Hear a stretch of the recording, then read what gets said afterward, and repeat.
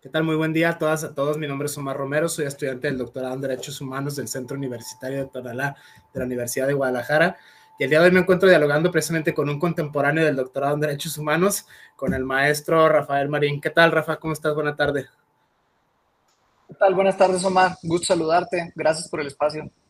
Bien, gracias a ti por atender a la invitación. Y bueno, el día de hoy vamos a hacer una suerte de interpretación constitucional, precisamente una suerte de hermenéutica jurídica, una suerte de hermenéutica constitucional precisamente, que gira en torno en específico al artículo 27 constitucional. Este artículo que habla de la propiedad nacional, de terrenos, aguas y demás bienes naturales. Desde este punto de vista, Rafa, como primera premisa, tengo entendido que esta es tu disertación doctoral, tu tesis de doctorado en específico al tema del agua, o sea, el alumbramiento de pozos en concreto, visto como un derecho fundamental. Desde ese punto de vista, Rafa, digamos, como primera premisa, ¿cómo es que estás pensando, digamos, esta estructura de tu tesis doctoral, que es en sentido estricto esta disertación, que nos platicas un poquito de tu experiencia, desde dónde vienes, no sé, de la rama jurídica, la rama social, nos platicas un poquito cómo es que llegaste a este tema en concreto, Rafa? Claro que sí, Omar. Bueno, soy abogado, soy litigante, tengo ya cerca, yo creo, de 10 años en el litigio ambiental, estrictamente en algunas materias, pero casi en específico en materia de aguas nacionales. Eh, Me ha tocado ver de muchas cosas y una de las cosas que más me ha llamado la atención son a veces cómo hay cambios imprevisibles en políticas públicas. Sobre todo yo me centro justamente en mi tesis en 8 acuerdos de carácter general que suspendieron un, un régimen constitucional del 27, que es el libre alumbramiento de las aguas del subsuelo, justamente dedicado a una vida de, ahora sí que de litigio en este tema. Yo veía que faltaba como una suerte de a veces la ciencia jurídica escapan como que ciertas cuestiones que son interesantes incluir, no sé, ahí fue donde empezó como mi inquietud de querer indagar más a fondo, también a lo mejor un poco no al margen de la ciencia jurídica, pero o sea, ahora sí que darle otra perspectiva, a lo mejor un poco más social, más filosófica, de ahí que ahora nos toque ser contemporáneos ahí del doctorado en Derechos Humanos, para tratar de entender una dinámica en torno a la gestión de las aguas subterráneas. Yo me centro en mi lugar de, ahora sí que de procedencia, en el norte del país, en Chihuahua. Entonces, realmente es un lugar, no sé, se dice que Chihuahua en la lengua de los habitantes originarios significa lugar seco y arenoso. La verdad, ese es un dato que no he comprobado, pero algo de cierto tiene. Realmente es un lugar muy bonito, pero no deja de ser un desierto, y el tema agrícola principalmente es un tema fuerte para el uso del agua subterránea, ¿no? Ante la falta de carencia de lluvia. Desde este punto de vista es muy interesante. Al maestro Rafael Marín, bueno, yo lo conocí precisamente en los seminarios de investigación transdisciplinarios que se gestan en el doctorado precisamente en Derechos Humanos del Centro Universitario de Tonalá, la Universidad de Guadalajara, siendo el comercial, digamos, no voy a negar la cruz de mi parroquia en ese sentido, es el alma mater, ¿no? Este afán, digamos, transdisciplinario, porque de repente encuentras de todo, ¿no? Sociólogos, antropólogos, politólogos, comunicólogos, filósofos, juristas, etcétera, etcétera, etcétera, debatiendo precisamente temas de contemporaneidad, temas de actualidad, de vigencia, digamos, en la agenda nacional. De hecho, hemos compartido varios seminarios, ¿no? Sobre filosofía, sobre derecho, el Encuentro Nacional sobre la Seguridad y Justicia de la Suprema Corte, que se llevó a hacer no mucho en el CUSEA, precisamente, de las agendas, digamos, nacionales para atender a ciertos fenómenos jurídicos, incluso extrajurídicos, que es lo que mencionaba hace rato, Rafa, desde ese punto de vista, digamos, está súper comprobado en el siglo XXI, las ciencias de la complejidad, las ciencias transdisciplinares, como quiera que se conciban, incluso hay debates semánticos, ¿no? Que si es interdisciplinario, que si es transdisciplinario, que si es multi, etcétera, etcétera. Cada quien empieza a tomar sus bandos, cada quien empieza a tomar sus rumbos. Desde ese punto de vista es interesantísimo desde un aspecto epistemológico, cómo es que de repente en un mismo marco de referencia, digamos, en este sentido académico, cognitivo, estrictamente hablando, encuentras otros mundos, otras voces. Esto precisamente que viene desde Chihuahua, por ejemplo, es el norte del país,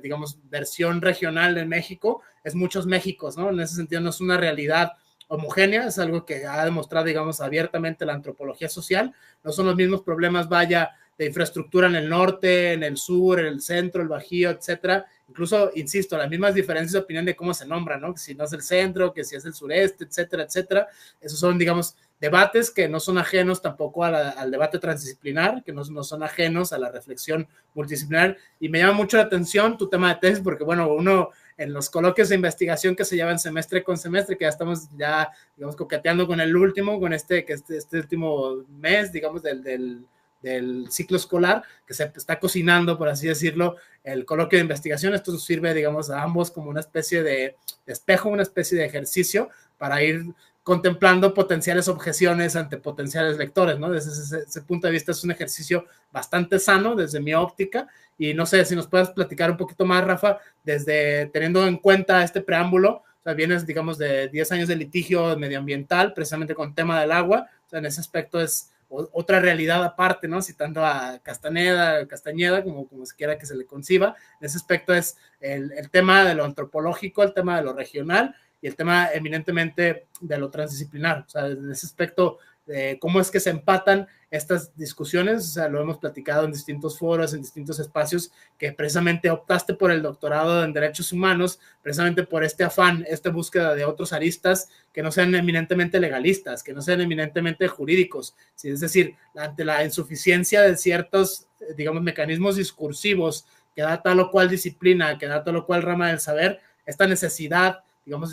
imperiosa del siglo XXI, de abrirse, digamos, a otras voces, a otras epistemes, a otras formas de proceder. Esto me llama mucho la atención. Hemos venido hablando mucho desde este punto de vista de la hermenéutica jurídica, cómo es que se leen los textos, cómo es que se interpretan, ¿no? O sea, desde ese punto de vista tiene que ver mucho con la tradición, tiene que ver mucho con la escuela, tiene que ver mucho con la formación. Incluso distintos centros de investigación, a pesar de tratar un mismo fenómeno, tiende a haber diferencias de opinión, tiende a haber matices. Desde este enfoque, digamos, transdisciplinario, Rafa, ¿qué nos puedes aportar sobre? Tengo entendido, pues bueno, es tu tema de tesis, así que creo que lo traes muy, muy, muy vivo, lo traes muy, muy a flor de piel. Desde este enfoque, ahondar un poquito más. Mencionamos ahora en específico el párrafo quinto y sexto del 27 constitucional. Es un poquito amplio todo el artículo, pero bueno, si nos ceñimos a la interpretación, digamos, precisamente constitucional o jurídica del párrafo quinto y sexto, ¿qué podemos extraer, digamos, que nos puedan servir como axiomas o luz para poder pensar este fenómeno que estás tratando precisamente en tu tesis doctoral, Rafa? Mira, en este contexto yo partiría de esta idea que está recogida justamente en el artículo 27, en el párrafo quinto, sobre la propiedad nacional de las aguas del subsuelo. No es literal, no lo estoy leyendo, pero básicamente a grosso modo, la parte que nos interesa del párrafo quinto establece que las aguas del subsuelo pueden ser libre alumbradas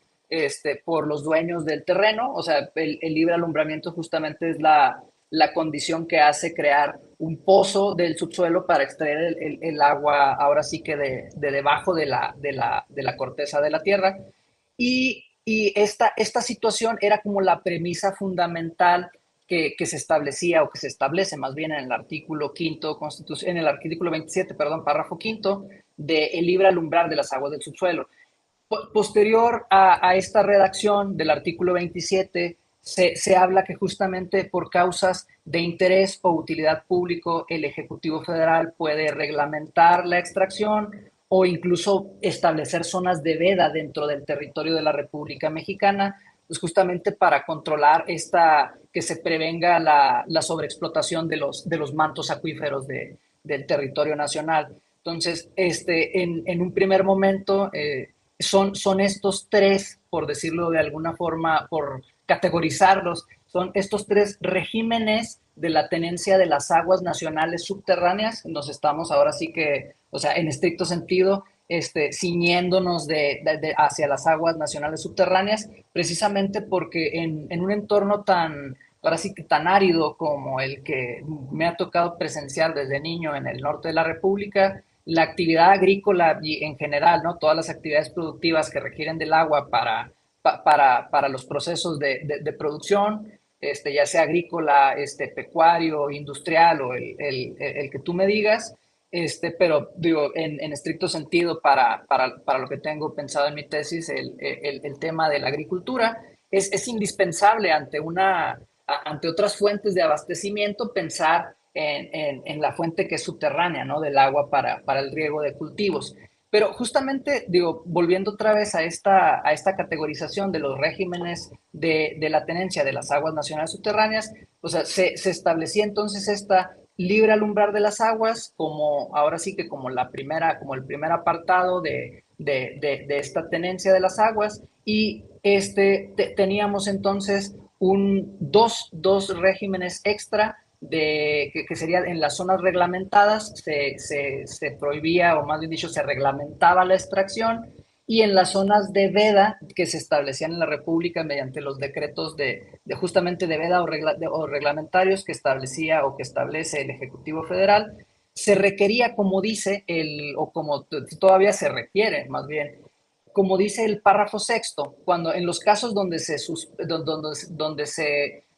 vede o se reserve la extracción de las aguas, en el caso que nos ocupa, se requiere una concesión para poder hacer ahora sí que la explotación, uso o aprovechamiento del vital líquido del subsuelo, ¿no? En este contexto, o sea, teníamos esta estructura, o sea, que de hecho parte de fuente constitucional, pero justamente la dinámica cambió porque el 5 de abril del 2013 se da una suerte de 8 publicaciones en el Diario Oficial de la Federación que suspenden de manera provisional el libre alumbramiento de las aguas del subsuelo, en el entendido de que obviamente ahora sí que la alarmante sobreexplotación de mantos acuíferos en algunos estados de la República, principalmente del norte y principalmente en Chihuahua, que es el caso que a mí me tocó ver, hacían, o sea, ahora sí que alarmante y hacían necesario abordar la suspensión de este libre alumbramiento, pero digo, ya entraremos a lo mejor en contexto respecto de ya la seguridad jurídica que esto provoca, pero justamente, o sea, ahí está el punto, o sea, de donde yo parto de decir, oye, había un régimen constitucional de la tenencia de las aguas y posteriormente una serie de 8 acuerdos publicados por el Ejecutivo en el Diario Oficial de la Federación, suspendieron uno de ellos, ¿no? Entonces se crea en la vida jurídica nacional un nuevo régimen que es justamente este régimen de libre alumbramiento suspendido con las características de estos 8 acuerdos, y esa es ahora sí como que la premisa fundamental de la tesis que desarrollo. Y como bien tú decías, a mí justamente es como este ejercicio, a veces cuando es eminentemente jurídico, lo veíamos, como tú decías, en otros foros, ¿no? En diplomados de las casas de la cultura jurídica, de la Suprema Corte. A veces ya, o sea, ser tan estrictos en nuestro argot jurídico y centrarnos eminentemente en lo jurídico es insuficiente para entender problemas tan complejos como la gestión de las aguas del subsuelo y en general de muchos otros problemas, ¿no? De ahí es esa inquietud de buscar una suerte, como platicábamos antes, una especie de interpretación interseccional, o sea, que también se compagine, no sé, o sea, mi comité tutorial incluso está de alguna forma conformado con personas que son no solo especialistas en derecho, sino en otras áreas y que también aportan a la visión de lo que yo les he platicado, algo totalmente diferente para poder ahora sí que, o sea, aterrizar en una realidad que, o sea, que no negamos que es compleja, es complicada, pero que se puede extraer mucho, ¿no? A raíz de lo que ya se conoce. Es muy interesante esta premisa, Rafa, precisamente a la luz de la hermenéutica constitucional. Cómo es que se lee, digamos, la Carta Magna, ¿no? Cómo es que se lee la Ley Suprema, estos adjetivos que se le pone, digamos, a la Constitución vigente, ¿no? Con sus añadiduras, la de 1917 y tal. Como primera premisa se me hace interesante en el párrafo sexto, bueno, dice el derecho internacional. O sea, ya de entrada se mete esta otra fuente del derecho. Si nos pensamos así en términos eminentemente jurídicos o estrictamente legalistas, cómo es que interactúan entre sí las distintas fuentes del derecho. por ejemplo, la Constitución, los tratados internacionales, las tesis de jurisprudencia, los ordenamientos locales, ¿no? Esto varía según hasta tengo entendido, de un estado a otro, son, digamos, variantes regionales que tienen que ver mucho con la interpretación precisamente que se da, que esto nos lleva a otro tema, el tema de la seguridad jurídica, cómo es que prácticamente es lo uno y lo múltiple, ¿no? Como una autoridad, como una instancia lo lee de una forma y quizá otra lo lee de una forma distinta. Desde este punto de vista ya genera en términos eminentemente jurídicos una diferencia de opinión muy interesante desde la pura hermenéutica, así de cómo se lee a la letra o cómo se lee, digamos, de sentido figurado, cómo se da la interpretación conforme, el principio pro natura, ¿no? En ese aspecto que son como estas nuevas figuras emergentes, precisamente atendiendo a fenómenos sociales que no estaban pensados quizá en su origen por el constituyente del 17, que ya de entrada me hace como que bastante ruido, ¿no? Por eso es muy rica esta investigación, digamos, doctoral, desde el punto de vista jurídico. Ahora bien, desde un punto de vista extrajurídico, ¿cómo es que otras técnicas de otras ramas, pienso por ejemplo, no sé, la antropología social en concreto, las famosas entrevistas o las entrevistas semiestructuralizadas, las historias de vida, porque a veces se insiste mucho, sobre todo en el doctorado en derechos humanos, ve a campo, o sea, tienes que hacer como trabajo de campo, lo que la gente cuenta, encontrar un caso paradigmático, no solo, digamos, estrictamente jurídico, sino que esto ya tiene que ver con coqueteos de otras ramas del hacer, digamos, de las ciencias sociales en general, incluso una más, llevándola todavía, multiplicando la apuesta hasta la locura, los intereses económicos, los intereses políticos, los intereses de otra índole que no necesariamente obedecen, por ejemplo, qué sé yo, a la Agenda de Desarrollo 2030, a los ODS, etcétera. Hay distintos foros, distintos enfoques, distintos intereses, por así decirlo, en sentido estricto, económico, político, cultural, jurídico. Está, digamos, bastante interseccionada esta interpretación, sobre todo pensándolo a la luz de los tiempos que corren, la interpretación del nuevo Mad Max de la vida real, ¿no? El tema de las guerras del agua, estas predicciones un tanto futuristas, desesperanzadoras, o sea, de cuidar los recursos naturales, por ejemplo, cuidar el medio ambiente, etcétera, etcétera. Es interesante desde, insisto, el punto eminentemente jurídico, o sea, la interpretación literal tal cual de la Constitución a la luz de los tratados internacionales, tesis de jurisprudencia de la Suprema Corte. Esto ya es, digamos,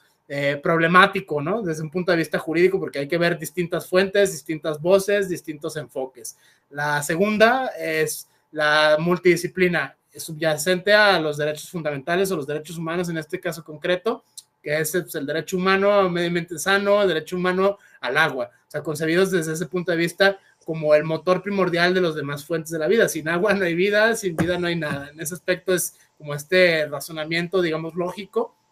deductivo de carácter inferencial. Y la tercera que tiene que ver con precisamente las técnicas propias para aproximarte al desentrañamiento de estos fenómenos, ¿no? Es como prácticamente, no sé si un capitulado, si un aproximamiento, sobre todo pensándolo en un lado, como inciso A y como inciso B, o sea, por un lado la lógica eminentemente academicista del protocolo de investigación, el proyecto, llevar a buen puerto la tesis, etcétera, etcétera, y por otro lado las técnicas que va adquiriendo uno como investigador, propiamente dicho en el proceso, que eso es como que lo más interesante desde mi punto de vista, cómo es que uno como lector, cómo es que uno como intérprete, cómo es que uno como jurista o lo que sea que se dedique uno, va adquiriendo ciertas habilidades precisamente con la interrelación entre otras disciplinas. Es decir, a veces uno sale, en mi caso, pues bueno, yo vengo de la rama de la filosofía, salí pues con puro Dios ha muerto, ¿no? Salí con el todo y la nada nadea, etcétera. De repente te topas otras disciplinas y te obligas, digamos, a ti mismo a tumbar o a desaprender lo aprendido, ¿no? Ese es un ejercicio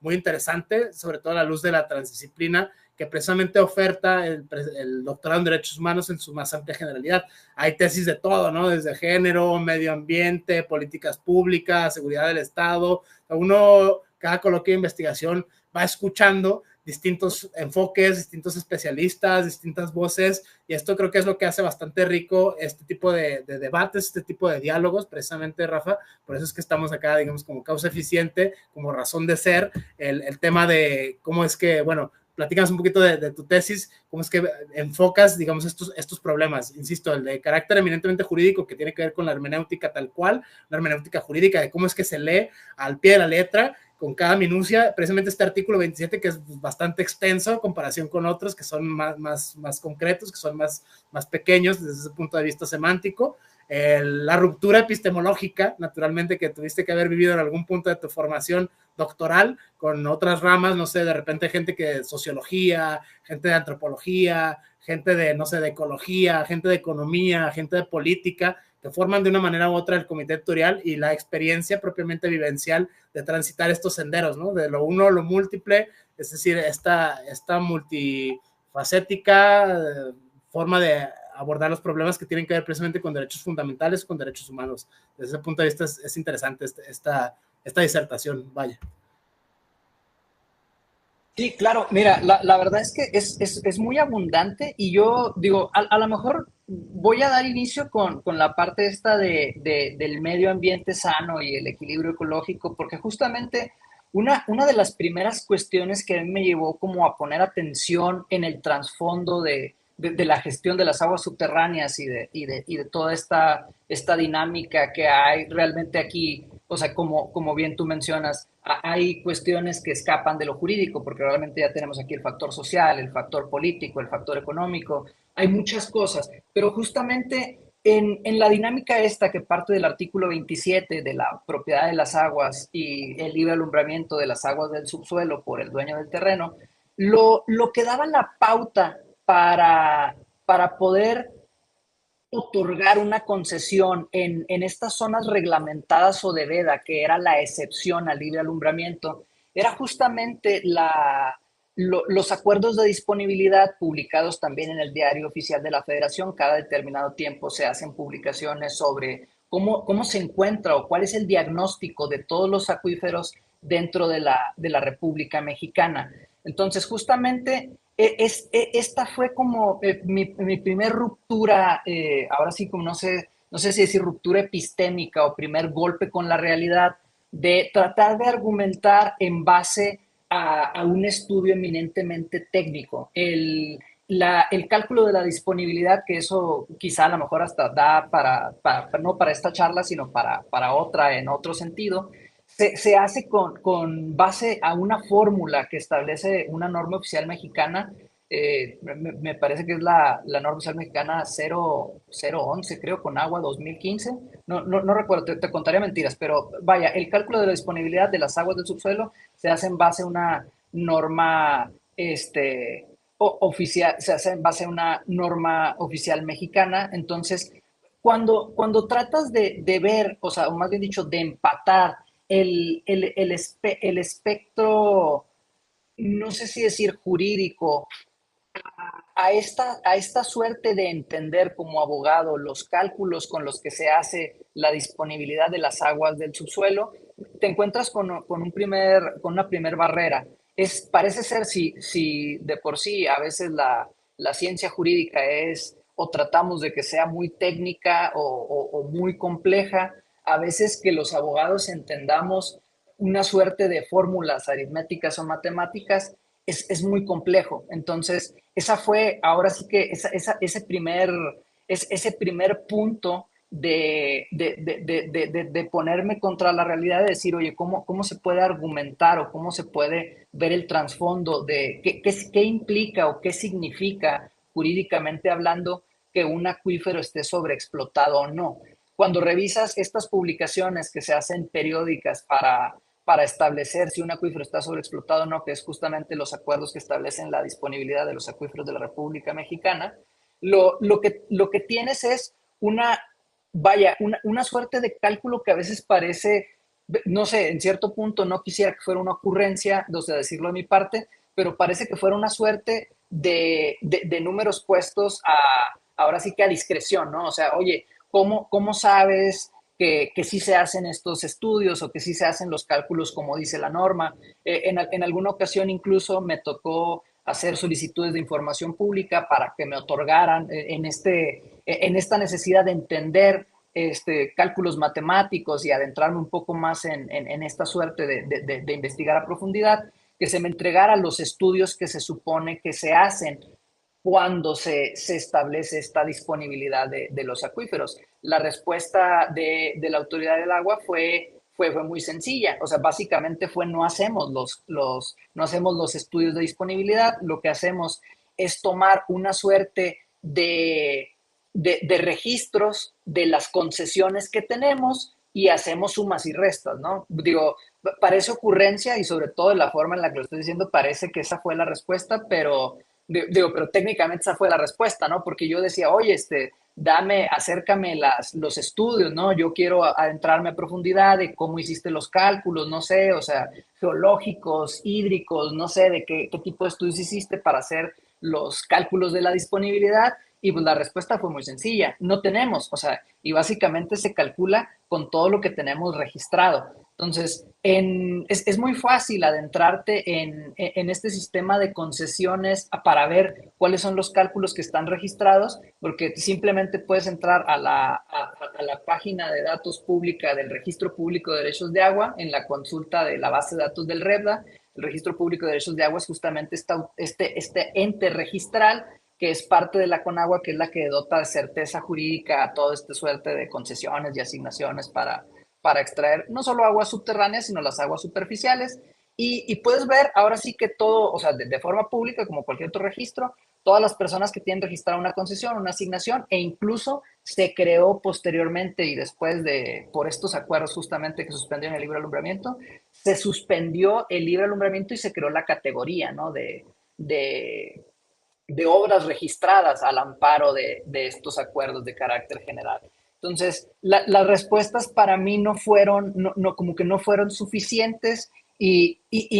se intentó en su momento en base a litigio estratégico, a ayudar a algunas comunidades a llegarlos de agua para uso doméstico con una fuente subterránea, o sea, notando que la autoridad del agua no hacía estos cálculos como debía la norma y pues, realmente siempre queda este punto del indubio pro natura, ¿no? Este principio, oye, es que si los cálculos no se hacen o no se hacen correctamente o hay duda, siempre favorece a fallar a favor de la naturaleza, lo cual estoy pues, totalmente de acuerdo, pero ahora sí que era justamente lo que mencionaba al principio, ¿no? Esta suerte de interpretación interseccional, o sea, oye, bueno, o sea, sí falla a favor de la naturaleza, pero también, o sea, ve los casos concretos, ¿no? O sea, una comunidad está pidiendo agua para consumo doméstico, eso es básicamente para abastecer las necesidades humanas, o sea, atiende esa circunstancia, ¿no? Digo, eso solamente incrementaba ahora sí que esta suerte de curiosidad jurídica, de decir, oye, hay un trasfondo más grande, hay que seguir explorando y justamente aquí es cuando viene esta parte, digo, pasando de la multidisciplinaridad, o sea, que como te decía, o sea, mi suerte de choque con esta realidad multidisciplinar fue justamente los cálculos aritméticos que se hacen para determinar la disponibilidad de los acuíferos y posteriormente o sea, cómo aterrizarlo al mundo jurídico y decir, oye, si la autoridad del agua en su momento no tiene todos, o sea, los estudios que se supone que la norma dice o que respaldan los estudios de disponibilidad que se publican en el Diario Oficial de la Federación, pues, ¿dónde queda este tema de la seguridad jurídica, ¿no? Sobre todo viendo en algún momento, podemos hacer hasta,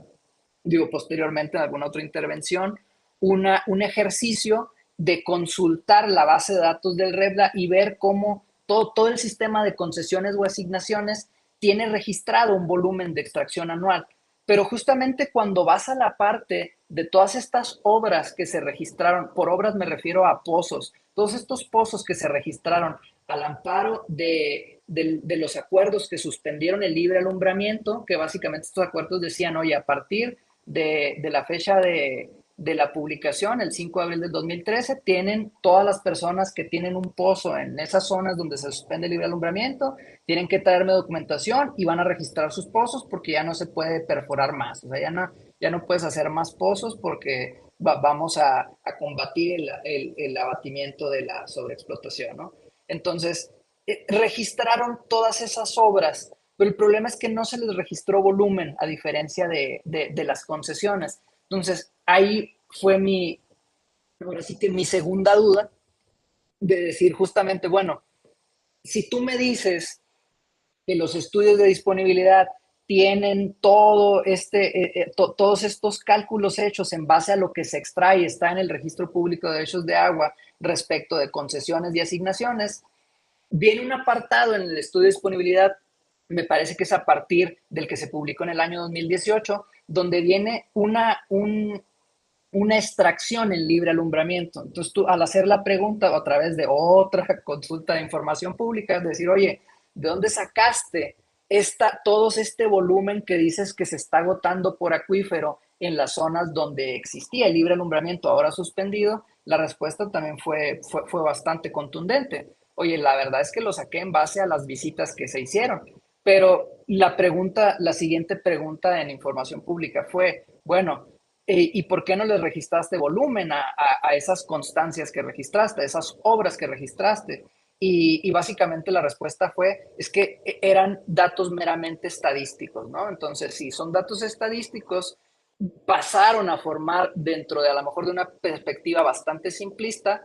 pasaron a formar parte del problema que pretendían solucionar con la sobreexplotación de los acuíferos, ¿no? Entonces, aquí queda una suerte de, o sea, yo no dudo, sobre todo en un lugar tan árido como Chihuahua, que existe la sobreexplotación de todos los acuíferos probablemente de la República Mexicana y en general del norte del país, pero queda esta incertidumbre justamente al margen del principio de seguridad jurídica como derecho fundamental de, bueno, o sea, pero ¿qué pasa, no? O sea, ¿qué pasa con todos estos datos que parecen aislados y que ahora sí escapan del entendimiento? Pues no solo, o sea, ya cuando tratas de hacer un mapeo o una intersección entre entre las fuentes duras y compararla ahora sí que con el derecho o con la antropología o con la sociología, ya no empata, ¿no? Entonces, digo, qué más pasó? Eso es lo que justamente es lo que esperemos que nos dé un poco de luz, ahora sí que la tesis doctoral, para ver pues a qué punto llevamos, ¿no?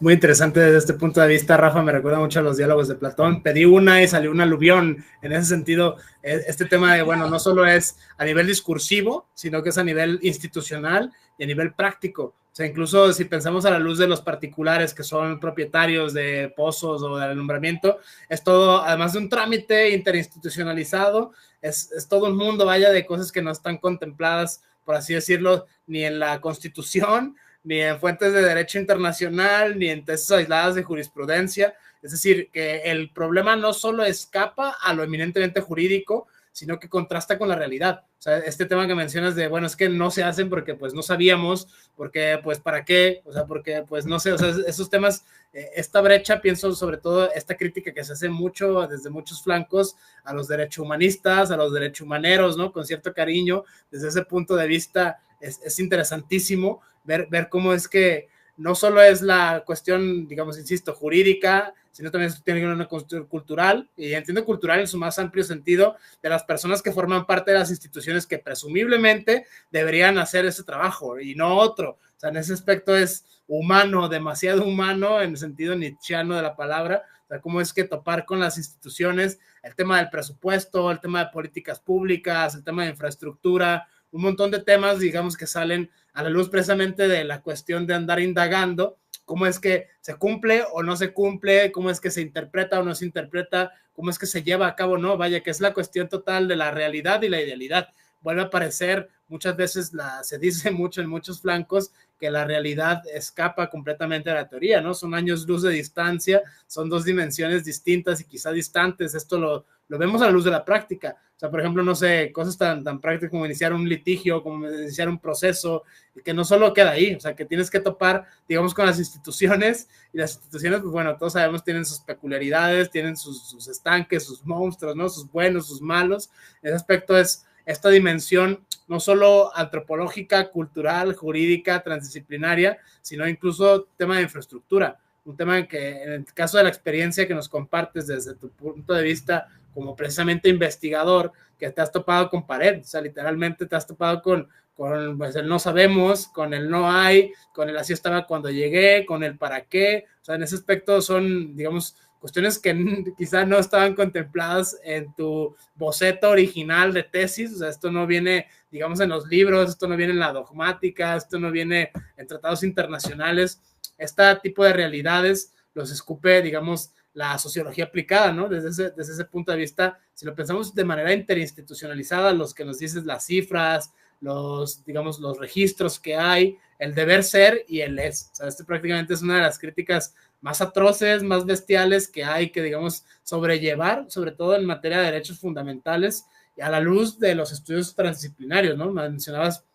uno de los apartados teóricos o teoréticos de Hannah Arendt, precisamente el tema de la acción política, el tema de la acción social, cómo es que se encuentra, si bien sí es un paradigma superado, estaba tal en otra latitud, esta filósofa alemana, pero son problemas que de una manera u otra se pueden, digamos, tropicalizar, se pueden aterrizar, digamos, a nuestros fenómenos contemporáneos, que es precisamente este tipo de experiencias, Rafa, que es lo que se me hace a mí muy interesante personalmente, de la investigación transdisciplinaria que oferta precisamente no solo este doctorado en derechos humanos, sino cualquier persona que se dedique a la investigación precisamente interdisciplinaria. O sea, que son, además de la brecha, digamos, epistemológica que tienes que sortear de manera personal, o sea, la manera institucional, incluso gubernamental, que llega todavía a más aristas, si lo pensamos a la luz de políticas públicas, si lo pensamos todavía para algunos el tema más oscuro de la economía, o sea, en ese aspecto muchos ahí tiran la toalla, o sea, de que no, es que la economía es el mal de todos los males habidos por la tierra,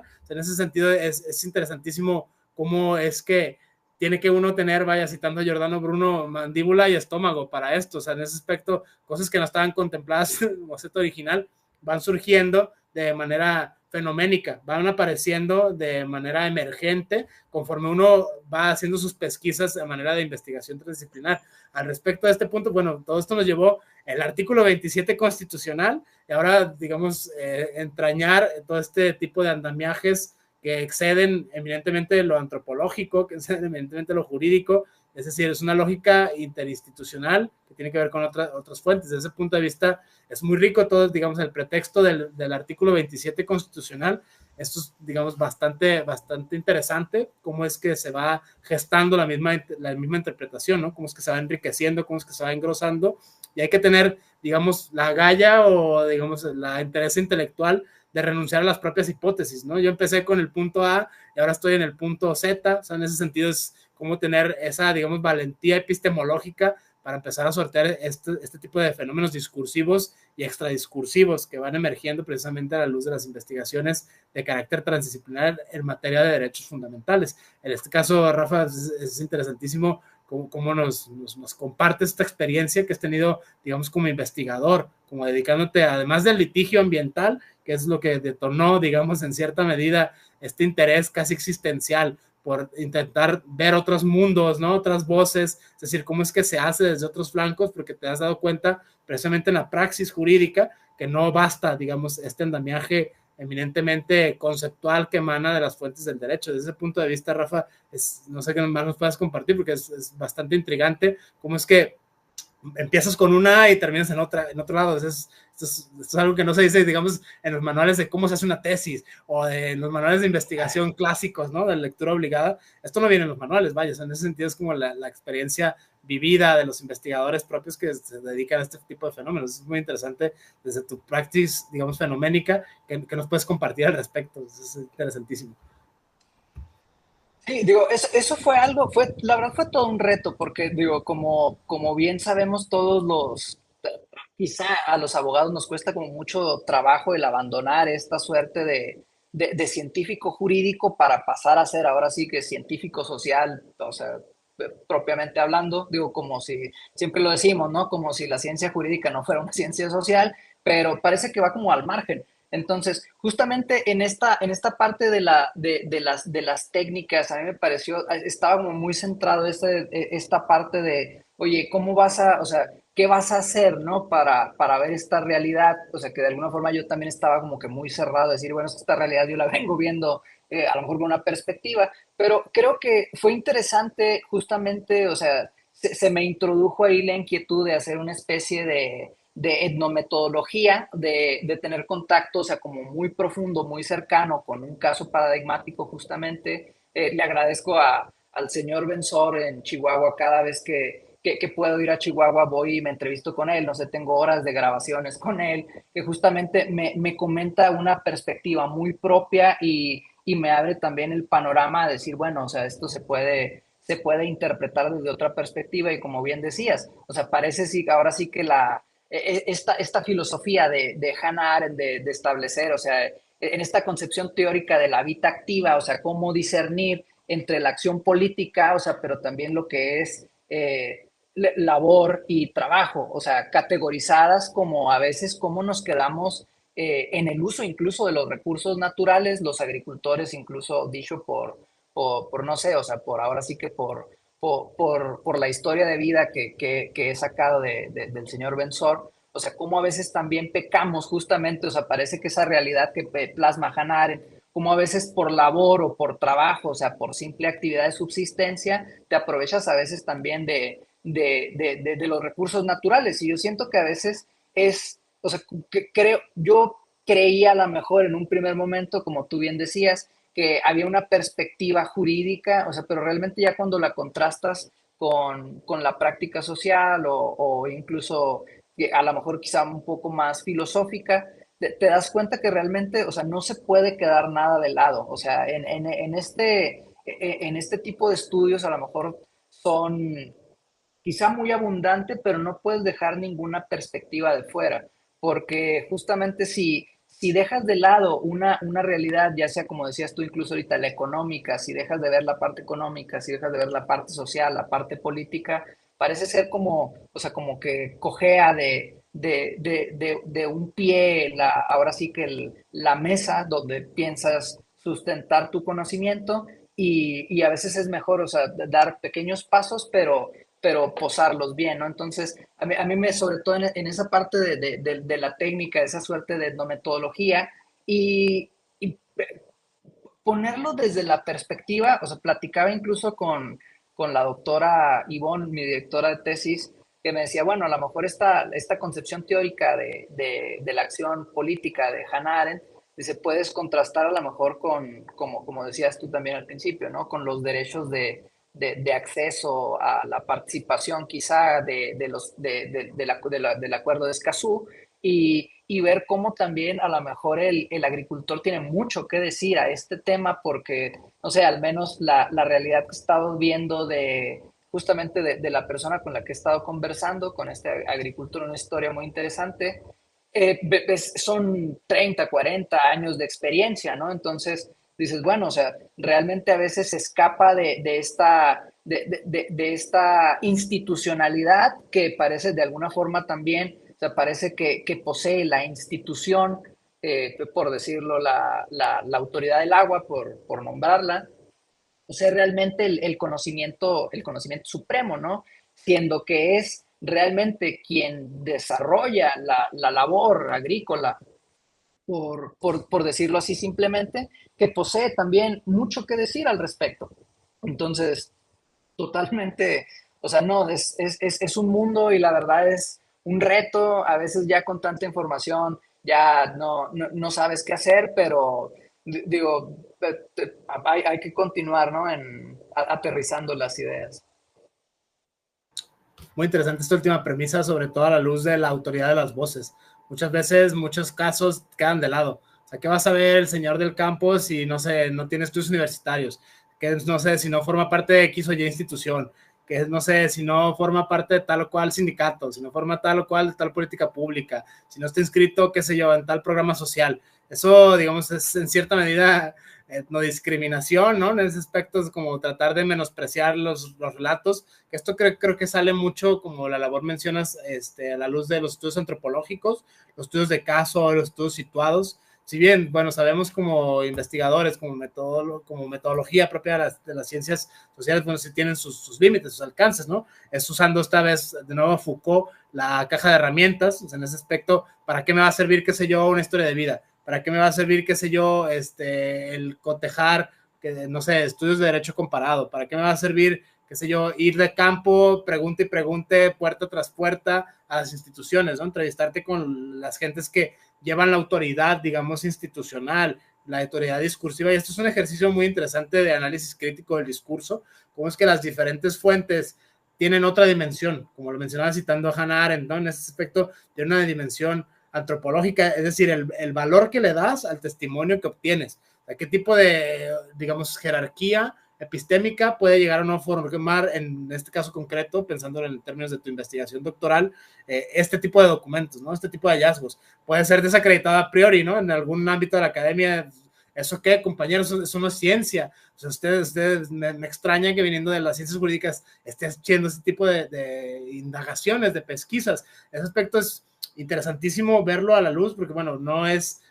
uno, ¿no? Es que me leo 3 papers, me leo 4 libros y ya estoy hecho, ya soy investigador. En ese aspecto es quitar un poquito este tema como pedagógico, este tema, digamos, como de cómo es que se enseña a investigar, cómo es que se enseña a producir conocimiento. Todo, digamos, todas fuentes tienen valor, tienen validez, tienen peso, en cierta medida. Creo que es parte de los artilugios discursivos como investigador, irlos tejiendo, irlos armando, porque bueno, todo comenzó, digamos, con la hermenéutica jurídica, empezamos a hablar de la transdisciplinariedad, salió el fenómeno que te has encontrado de la no existencia de los datos, la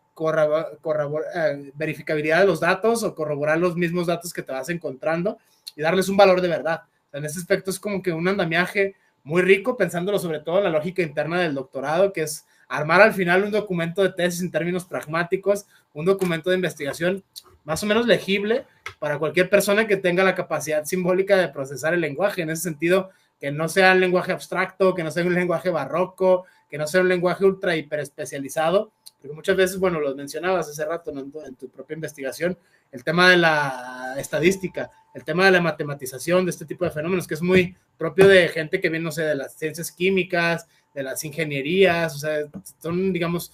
por entero otras epistemologías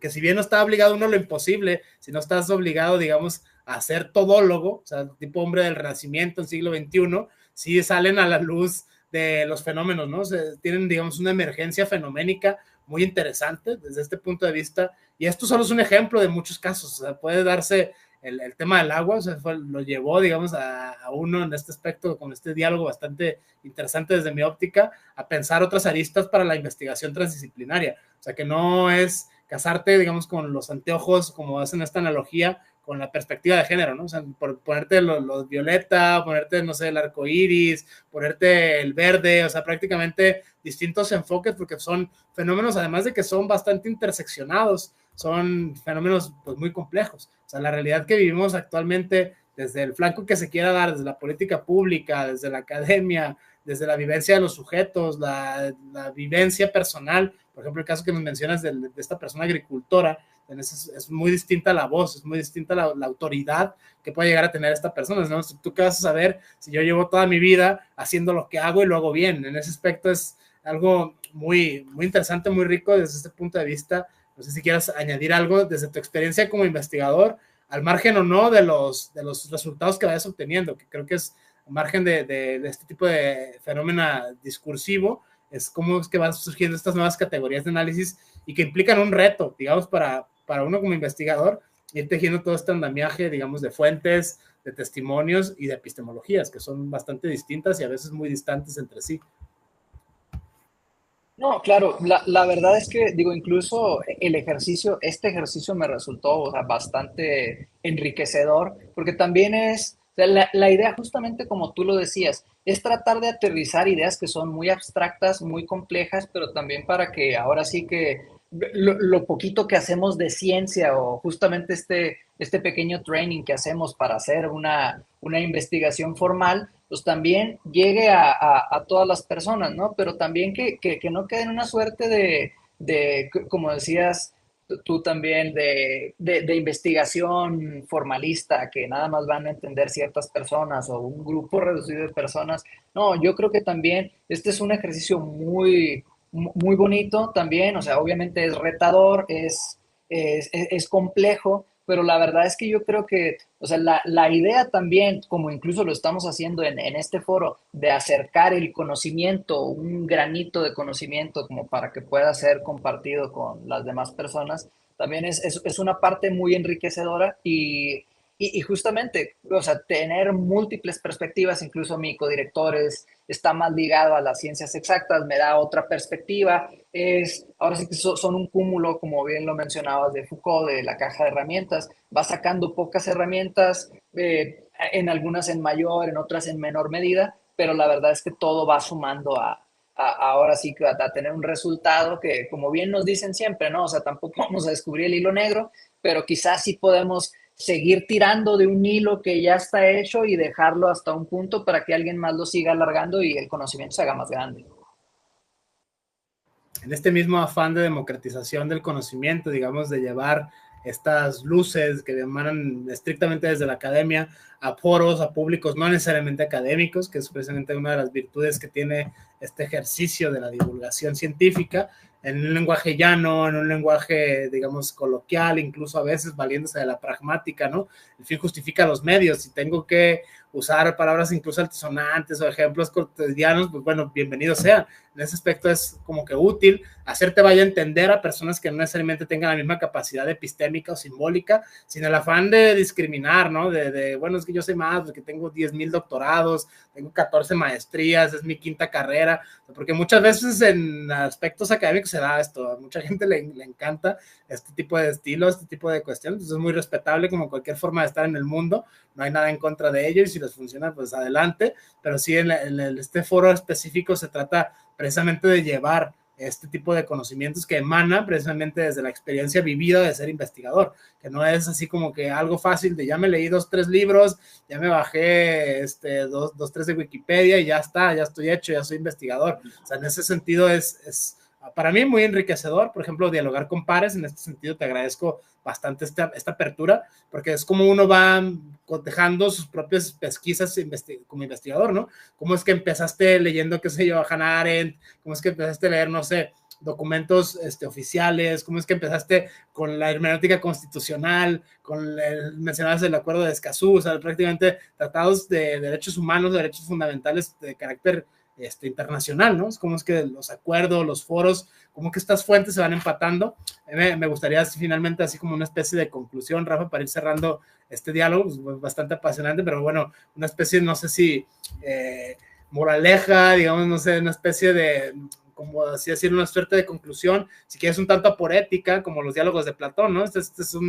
historia continuará, este es un proceso, digamos, formativo que no tiene fin, ¿no? Es un ejercicio pues muy estimulante al intelecto y no solamente al intelecto, sino a otras formas de hacer discursos, porque pienso, no sé, en las distintas fuentes del derecho, precisamente empezamos con este pretexto jurídico, esta hermenéutica jurídica precisamente del 27 constitucional, y nos llevó a incluso valorar historias de vida, ¿no? Incluso valorar técnicas de otras personas, formas interinstitucionales, formas que no necesariamente tienen que ver en sentido estricto con la academia, pero de una forma u otra terminan haciendo parte como de este andamiaje multidisciplinar, incluso multicultural, al cual uno se enfrenta, porque bueno, vienes de una realidad aparte, vienes de Chihuahua, vienes de otros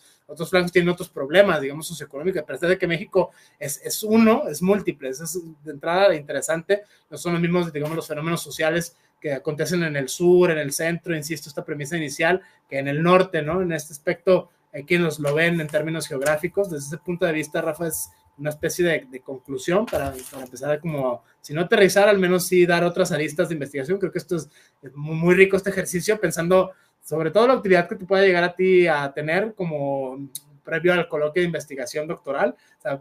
prevenir posibles lagunas, ¿no? en el discurso, prevenir posibles incluso objeciones por parte de ciertas fuentes. Mencionabas, ¿no? Es que es sociólogo, que viene de ciencias exactas, alguien puede levantarte la mano y no estoy de acuerdo con tu lectura jurídica, o no tienes datos, o te falta campo, o te falta, no sé, la cuestión de la ética discursiva. Son como que,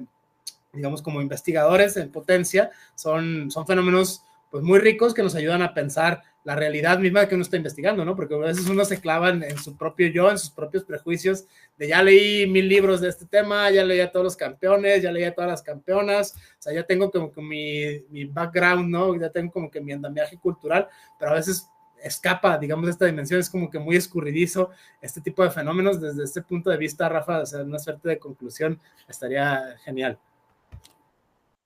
Digo, bueno, aparte de agradecerte, no sé, el ejercicio, bastante enriquecedor. Yo creo que de alguna forma en este tipo de foros y como bien lo mencionas, o sea, al margen de que estamos cerca de tener otra vez